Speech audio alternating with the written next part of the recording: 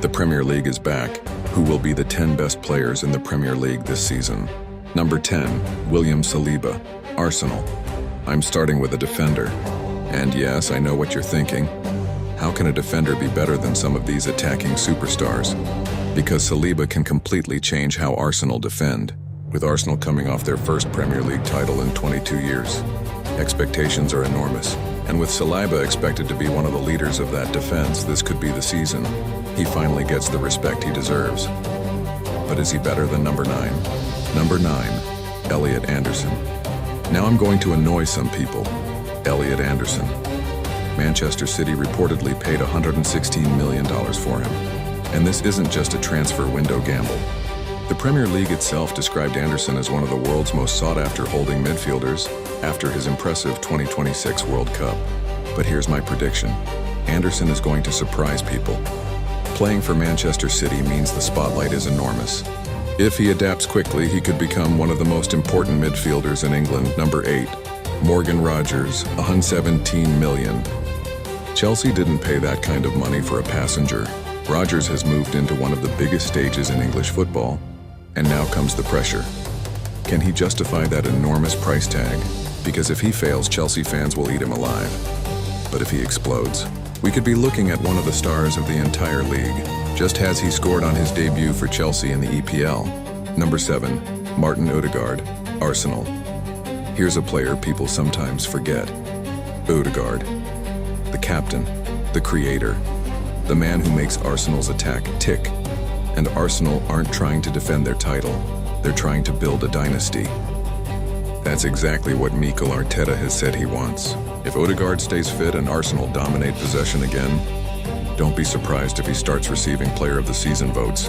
Number 6, Mohamed Kudus, Tottenham. This one will make people angry.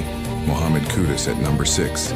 Tottenham have spent heavily this summer, bringing in major names including Sandro Tonali, Mateus Fernandes, and others. And with Roberto De Zerbi now in charge, Spurs are trying to completely change their identity. Kudus has something Tottenham desperately need: pure individuality. Give him the ball and he can destroy a defender. If De Zerbi gets Tottenham playing the football he wants, Kudus could become one of the biggest stars of the season. Number 5, Declan Rice, Arsenal. Now Arsenal fans can celebrate, because Rice is getting his flowers. Last season he showed he isn't simply a defensive midfielder. He can pass, he can carry the ball, he can score, he can dominate midfield. And Arsenal have just added Bruno Guimaraes to an already powerful midfield group. So here's the provocative question. Could Declan Rice actually win Player of the Season? I wouldn't bet against it. Number 4, Alexander Isak, Liverpool. Liverpool have made one of the biggest statements of the entire last season summer. They signed Alexander Isak, and this isn't some ordinary striker. This is a player who already proved he can score consistently in the Premier League. Now imagine him with Liverpool's service. Imagine Isak running behind defenses. Imagine his midfielders feeding him. Imagine Anfield behind him and staying fit with no injuries. That's frightening. And Isak has to prove that his Newcastle form wasn't dependent on Eddie Howe's system. If he quickly hits form, the Golden Boot could be his. Number 3, Bukayo Saka, Arsenal. This man is still underrated. Bukayo Saka, one of the most dangerous right-wingers in England. One-on-one, dangerous. Crossing, dangerous. Finishing, getting better. And now he's playing in a team that has just won the Premier League.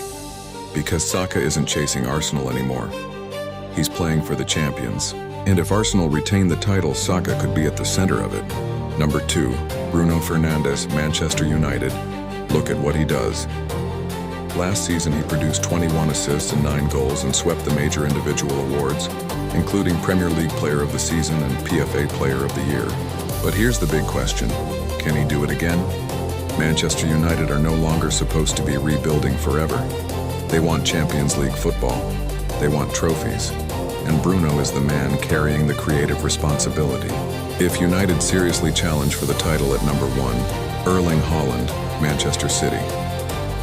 And I'll tell you why. Because when everyone is talking, Haaland is scoring. When everyone is doubting, Haaland is scoring. And when everyone thinks they've finally figured him out, he scores again. He has already won the Golden Boot 3 times in 4 seasons. And despite Manchester City's enormous changes, Haaland remains the favorite for this season's Golden Boot. But here's the biggest question of the entire season. Can Haaland dominate without Pep Guardiola?